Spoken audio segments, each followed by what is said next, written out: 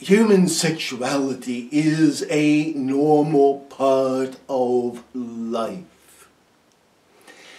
This is something that is all too often ignored in society and ignored by clergy and religious leaders. They teach you various morals, and they teach you various you may and may not, mostly thou shalt nots, but they tend to ignore some of the important things in life. And these are often the most personal of issues. Those things which it is in society taboo to speak about in any length. It is with the occurrences of the moment important that some of these issues be addressed. There is at the moment in the world, and most especially at this time in the United States of America, an outpouring of compassion and emotion concerning women and sexuality, and most especially assaults and sexual assaults. What is not often talked about is first the frequency that these things occur. But second is the guise under which many of these things occur. And there are truly things that are not understood. This past week, the nation of America and much of the world has been riveted to the Kavanaugh hearings for the placement of an associate justice upon the Supreme Court. Understand that these hearings have touched very, very deep emotions amongst many people because of accusations that have been made. Now, it is not our intention to become embroiled in politics. It is not our intention to tell you that one person is guilty or another person is innocent. Rather, it is that we tell you that this is a teaching moment, a time that can be and should be used by clergy to teach. It is a time that can be used and should be used by leaders to teach. And most importantly, it is a time that can be used and should be used by parents to teach. So let this first be said plainly. You are flesh and blood. You are spirit bound in an animal body. And that body has its own course of actions.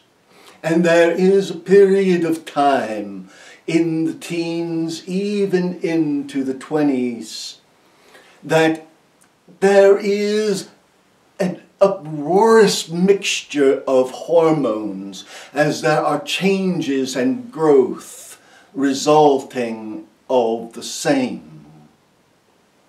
But as the body is flooded with various hormones. This is a time of great upheaval in the lives of both boys and girls, men and women. It is a time of great change, and it is certainly a time when it is most dangerous for alcohol or drugs to be introduced into the body, as it can have an interaction or an exacerbation of the effects of the hormones that are most unwanted and sometimes very unpleasant for all involved. Let's start with the very beginning of the issue, because part of the issue is cultural. Parents not teaching because they were not taught. And young boys often, and as times have changed, young girls, and certainly old men and some women speak of getting laid. Now, just think about that. What is wrong with that? The very first thing that is wrong with that is getting. It reduces sexuality to a raw, primitive, selfish motive of grabbing something for the self. Getting. And it is just the opposite of what a relationship is. Giving. Making love is different from getting laid. And giving of yourself is far different. So then we tell you, the act of sex in itself should not be about getting, but about giving. And that is the first and most fundamental error, and it leads to many other problems, especially when parameters have not been properly laid out and people try to get without permission. Yes, that's like the 17-year-old boy going to the cookie jar to get a cookie when no one is looking, instead of being given a cookie, or even making cookies. Do you understand then that the base problem is the selfishness of society and the misunderstanding of society? Then there is the lack of education, which has reared its ugly head amongst the clergy. You say, but how? And we say, often instead of then teaching sexuality so people understand it and apply it appropriately, rather it is taught to suppress it. So what happens? Look at what has happened amongst the clergy. Young men join the clergy because they have suppressed their sexuality. Their sexuality re-emerges at a later age or time, and it is still stunted to the age at which they repressed it. And then they begin molesting children, often children of the same sex. This is because of a basic misunderstanding of sexuality, and because it is repressed and even the teachings that should be given to children are repressed, so they cannot realize that something normal and healthy. And that lack of realization, that they cannot realize that something normal and healthy is good, causes them to in turn feel dirty and to internalize their sexuality, and then when it is expressed externally, it becomes a misexpression and hurts themselves and those around them. Now, nature put into all of creation sexuality. There is a pleasure attached to sexuality, because if you look around you, you would realize very quickly, if it were not for the carnal pleasure that is attached to sexuality, with the work that comes with it, oh yes, a few moments of pleasure and years of raising children. If it were not for the pleasure that comes with it, everybody would very quickly determine it was not worth the effort, and procreation of your species would fail. So there is a good reason that pleasure is combined to it. Now, we have spoken of several different issues, and we are speaking of things that are exceptionally controversial because they have been hidden and taboo for so long. But what you need to understand is that if you watch the Kavanaugh trial and you heard some of the allegations and statements that were made, you will understand that some of the truths that were spouted by people in the legal community are not true at all. For example, they said that someone who does such a thing in teenage years may continue, and that is possible, but the likelihood is they will not, because they are responding to rampant hormones. And it is a physiological issue. It is not the same thing as the adult offender who repeats and repeats and repeats. The psychopath is something different from the experimental teenager.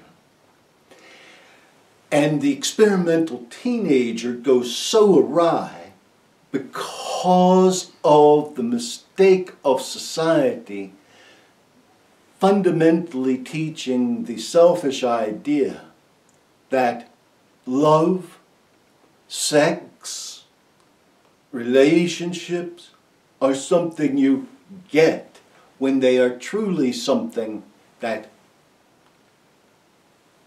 are shared, that is made, that is a work that must be achieved with true dedication.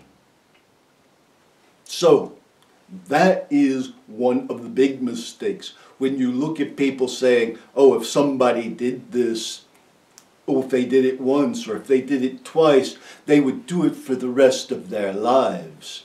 This is not true. Another thing that people have been saying that is not true is that the patterns of such are not only repetitive, but definitive, something they can tell you about. But these occurrences can often be a spur of the moment and individual with a spike of hormones, as can be suicide. Think about it. If a person is about to commit suicide and they are interrupted or prevented, the likelihood is they will never proceed to commit suicide at any time in their lives.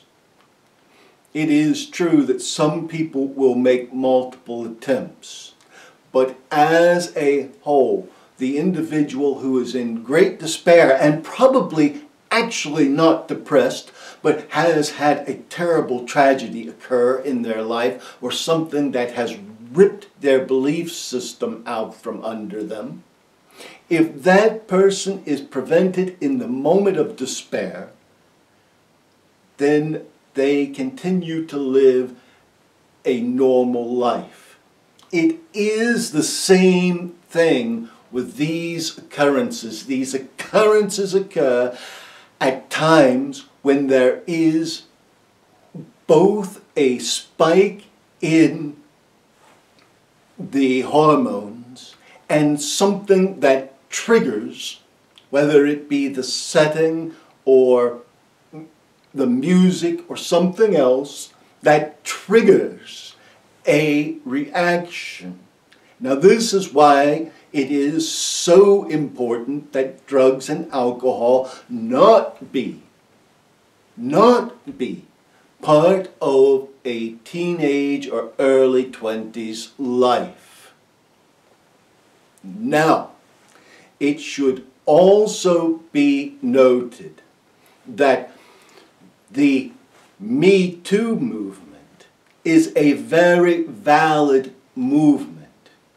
It has been hurt somewhat by the actresses in Hollywood standing at various awards ceremonies with very provocative and seductive clothing.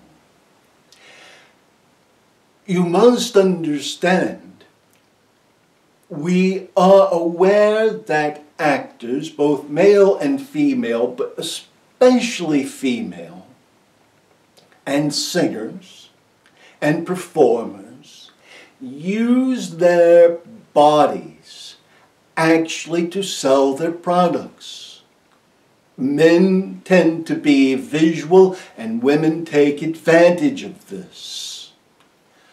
But it is disingenuous, while taking advantage of this, to then support and back and make speeches for such a movement. If you are going to do so, at least have the dignity to dress like some of the famous stars of the past, who were able to comport the essence of their being without being provocative. Katharine Hepburn is a prime example. If you are going to be promoting these things, when you promote them with the proper composure and the proper attire. That does not mean that every movie you make, you have to be dressed as a prude. It means when you are doing that work, be dressed to do that work.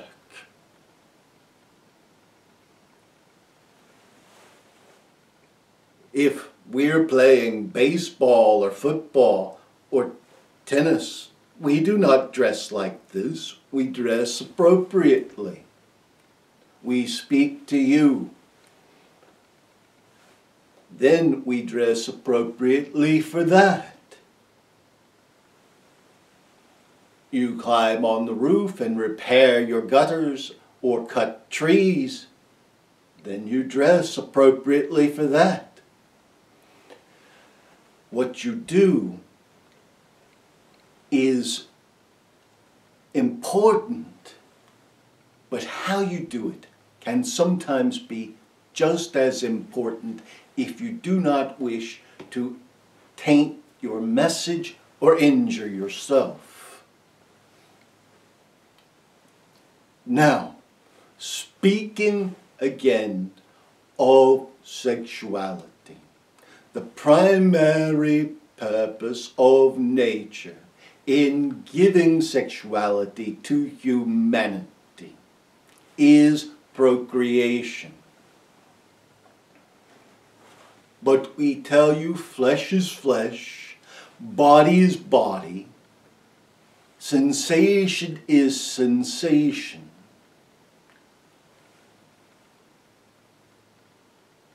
Understand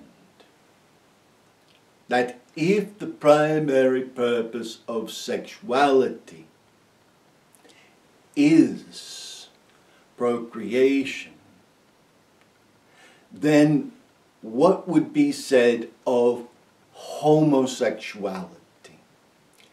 This would be said that such does not lead to procreation. And as it does not lead to procreation, the sin in it is that it usually, just like adolescent molestation, is done to get the feeling of excitement, to get the feeling of stimulation, to get something for the self. The essence of the problem is not the sex, it is the abuse to gather and get rather than to give of oneself. We have touched on various and multiple issues, all of which are controversial, and all of which will excite some people positively and excite some people negatively. We have not sought to condemn anyone or to justify anyone. It is our goal to tell you that as a society, the ills that you are facing are self-imposed because you do not speak of the problems, because children are not properly taught, and because parents often ignore teenagers and even younger children at children's expense, always thinking that if they love them and give them enough things, that is adequate. Sometimes you actually just have to pay attention and give hugs. Now, we will say this as a final note. Remember your youth. When just sitting next to someone that you cared about or had a crush on was exciting. Oh, just holding hands was exciting, stimulating. Everything over your whole body was flushed. You found it difficult to speak. You found the whole essence of your being almost frozen. You were overwhelmed.